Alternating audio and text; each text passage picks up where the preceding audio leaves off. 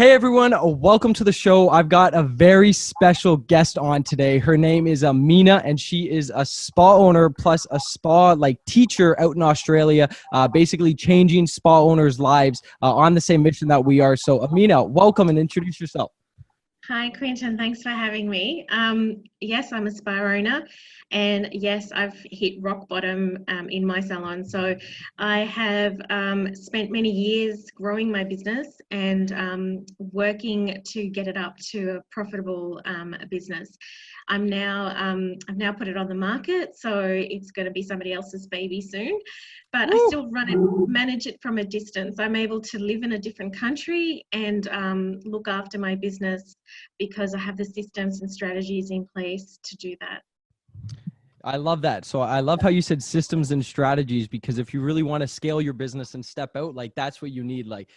For everyone listening, if you're a spa owner and you're the only person delivering the services, you can only make as much money as you're willing to work. So Amena's got a lot of strategies on how she's hired a team, actually kept them. And just like you said, she is a plane ride away from her business, and she gets to wake up and know that yesterday the business made money, which is really, really cool. So Aamena, let's start off. Let's kind of start to day one, because you said you were at rock bottom to the spa. I'm thinking we start where you were and then kind of show us your journey to the point where you got now. And I think it'd be really good to kind of share all those tips and tricks along the way. So what would you say, day one, what was it like? So you open up your spa. What was the biggest tip you'd give to a spa owner right when they're starting out? Day one, what do you wish you would have known?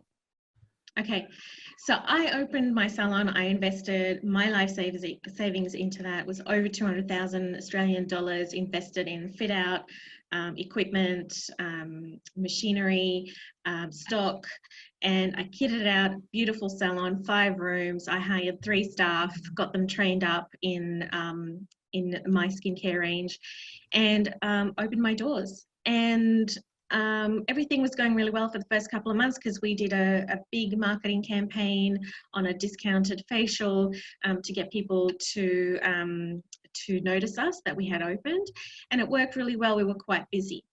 By the 3rd and the 4th month, I started to see things go down, and I couldn't understand why. I was scratching my head. I was starting to go into the red, and it was starting to really, really stress me out. So I think a lot of salon owners will understand that feeling where you just feel like you've hit rock bottom and you just don't know how to get out of it. I am an action taker. So even though I was perplexed and puzzled and I had no idea, I did everything by the book, the way I'd been told to do to set up my business. I'm part of a franchise, so I followed their systems and it wasn't working. And I just couldn't understand why. But when I made that decision, and that's the thing, is you get to that point and then you have to make a decision to take action. And what action you take will actually determine which way you go. Have I made mistakes along the way? Absolutely. I have made lots of mistakes, but I learned from them. And so the point of making a mistake is it's not giving up. It's saying, well, okay, I did this wrong. How can I do it better?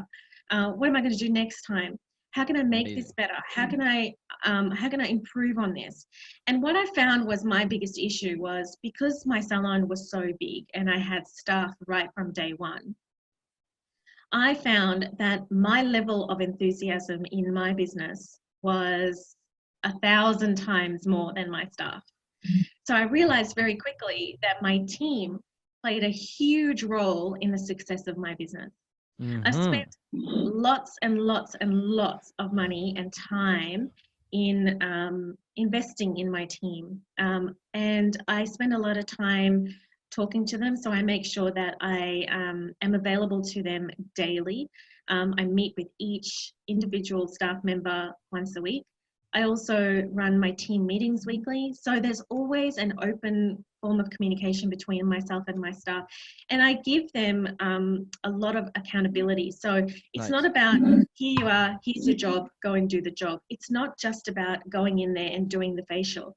There's so much more to that job than just the physical act of doing that treatment. If they're not building trust and building the relationship with that client, they're not going to be able to rebook that client and retain that client for your business. And they also, if they're not knowledgeable, if they don't have the product knowledge of your range, they won't be able to provide that knowledge to the client and get the client to trust them enough to purchase products at the end of the treatment. So there's two things that will grow your business once you get that new client in the door. The first thing is if you please that client, they will come back. They will rebook for next month. And if you impress them enough with your knowledge and give them solutions to their skincare problems, they will purchase product. So we have to stop selling and we have to start teaching our clients about their skin and giving them easy solutions to their skincare that's going to help them see results and improve their skin further.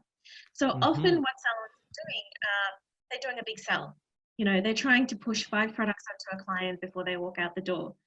My biggest tip to my staff is to look for the pain points in what the client has come with. So the client might say, I've got pigmentation, I don't know how to get rid of it. Or I've got some adult acne, I don't know how to get rid of that. Or I've got some copious veins that I can't get rid of. Or whatever their skin concern is, your staff have to be trained to listen and understand what the client is looking for and be able to prescribe something in such a way that doesn't feel salesy. So that's really, really important. If you impress the client enough, they'll come back and they'll also purchase from you. So I found by training my staff correctly and giving them the tools, the exact tools to be able to do the job correctly, because when they go to beauty school and they get their diploma in beauty or aesthetics, they don't teach them this.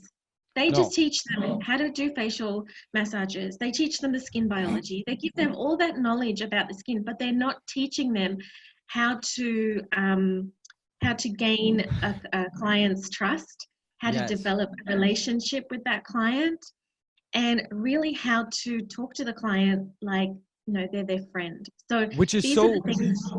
I was gonna say that's so important because like like when you're a spa owner, like you're a business owner, and I think like there's a disconnect when people just open up their spa. They just think like, oh, I love doing facials, I love doing like beauty and skincare, like I'm just gonna like do it. But if you're not trained, like how are you gonna survive as a business? And that's what like it kind of eats at me, because it's like, how do you not see this? But it's not their fault. It's just they don't teach you this in school. It's like the education system, it's like flawed. So it's like so amazing to hear from someone like you, like it matters. Like you are a business person. You have to generate revenue. You have to get customers in your door. You have to build relationships with them, because when you get someone in your door and you have a real relationship and you do a good service, they're going to be a client for life. Just like you said, the retention is going to be there. They're going to trust you, buy your products, buy more services. So just like, this is so amazing to hear from you, because directly from a spa owner, because spa owners just think, oh, like I just do facials. It's like, no, you are a business owner. You own a business that you invested every penny that you probably saved up into this. This is your dream. This is your livelihood. You have to take that seriously.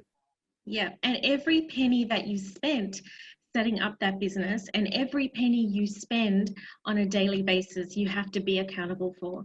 So a lot of the times, I was just talking recently to a client, and she couldn't understand why there's no money in her bank, and her numbers were quite good.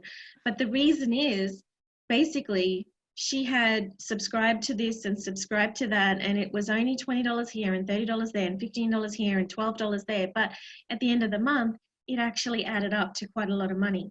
So when we actually went and we had a look at how much she was spending, she was quite surprised. So the first job I gave her was to go back and say, where can you save money on your business insurance? Where can you save money on your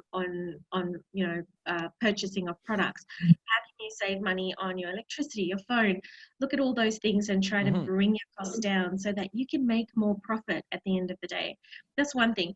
The other thing is, if you don't have the business mind and the business acumen to be able to run a business, then you have to go and find it. You have to go and look for it, find it, and then implement it into your business. So that's what I did. I went down rabbit hole after rabbit hole on the internet. I signed up for this course and that course. I got to a stage where, I was able to market my business by myself with no help and get some kind of result from it. But I quickly realized that that was an area that was so overwhelming because Facebook keeps changing its mind every 2 seconds.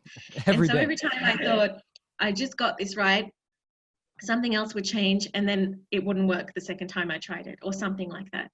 So I quickly realized that, you know, even though I can do this, I would much rather someone who specializes in this do this. Just like when I look at my bookkeeping and I say, I'm going to give this to a bookkeeper because this is not my forte.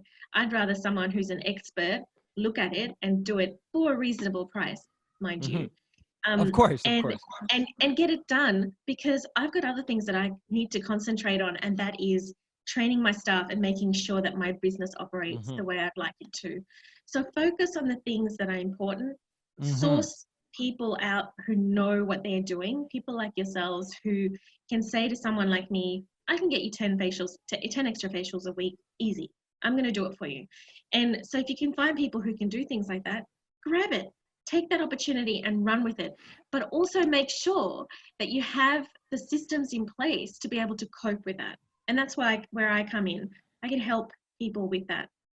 So yeah, Hmm. that's pretty It's much my journey. it's it's amazing because like just like you said, there's the two parts to the this like running the spa, and I've got some more questions asked. I've been writing down some notes, so I'm excited to ask you that. But there's two parts of the business. There's number one, obviously you got to get customers in the door, right? Which is like Yep. the marketing. But of course, the second one is like keeping them and getting them to come back because there's no point like spending all this money, all this time, all this effort getting in the customer if they're never going to come back. So that's where you come in, and that's where you said you got the systems, the strategies, changing your team. Like you made money yesterday without having to do a single thing in your spa, which is amazing. So I want to ask you some questions so we can help other spa owners kind of get to that level. So I want to bring it back to the beginning. So you said, which I absolutely love, like you open up your spa, you invested $200,000 and you still left yourself a marketing budget, which is like the most important things because so many spa owners, I'm sure you've seen it, they invest their last penny into a machine, they open up and they just wait there. They open the door and they're like, all right, where are the customers?